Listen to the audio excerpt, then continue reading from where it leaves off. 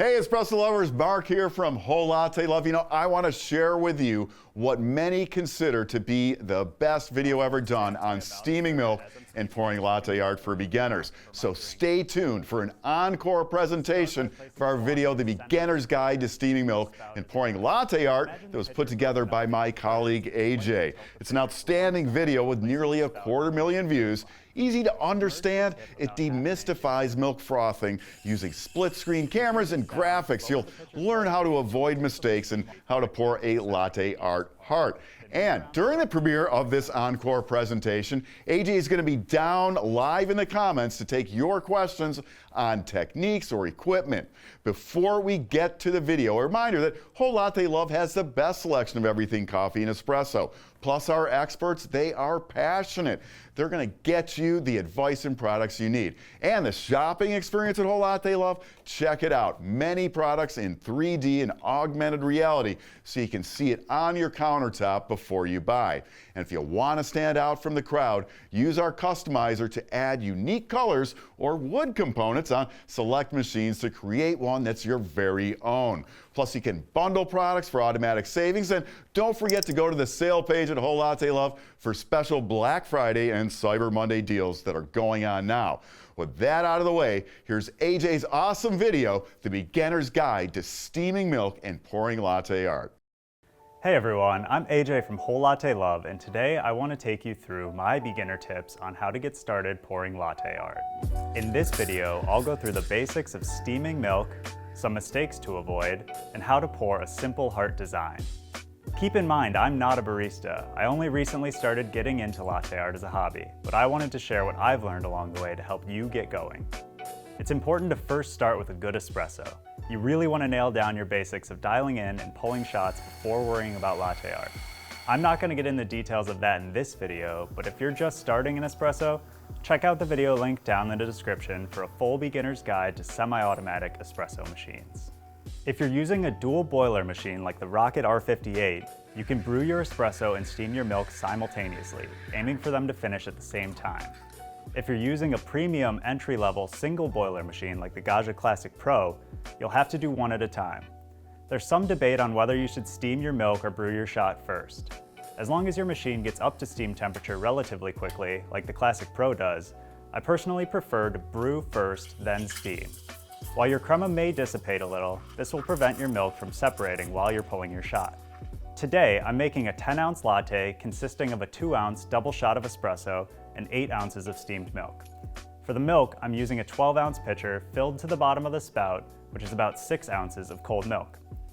This milk will expand by about 1/3 as I'm steaming it, giving me the perfect amount for my drink with minimal waste. Steam wand position is crucial to getting a good texture in your milk.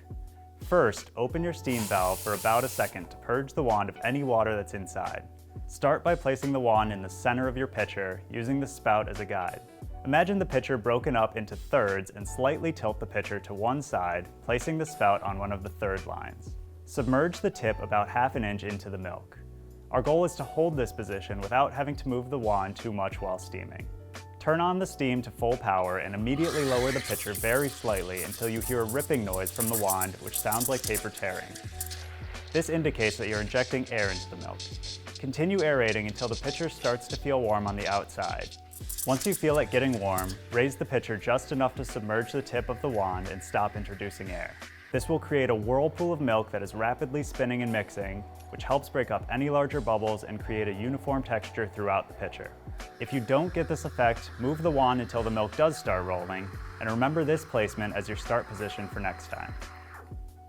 You're aiming to heat the milk until it reaches roughly 140 degrees Fahrenheit. You could use a thermometer to measure the milk temperature, but an easy way to get close is to touch the pitcher with your other hand. Once it starts becoming too warm to hold, shut off the steam, remove the pitcher, wipe down the wand, and purge it to remove any remaining milk inside. Give the pitcher a couple taps on the counter to break up any remaining large bubbles and swirl to mix up the milk and prevent separating. The ideal steam wand position and angle will vary depending on your machine and pitcher, so experiment to find what works best for you and your equipment. To avoid wasting milk while practicing, use cold water with a single drop of dish soap in your pitcher. This will simulate milk and allow you to get your technique down before moving on to real drinks. A couple mistakes to avoid when steaming your milk. The first is adding too much air. This happens either by having the top of the wand too far above the milk surface or by injecting air for too long. You'll know you're doing this if the milk stretches and expands too much in your pitcher. The resulting milk will be too thick and foamy when you go to pour it. This is great for a traditional cappuccino, but not for getting the microfoam required to pour latte art.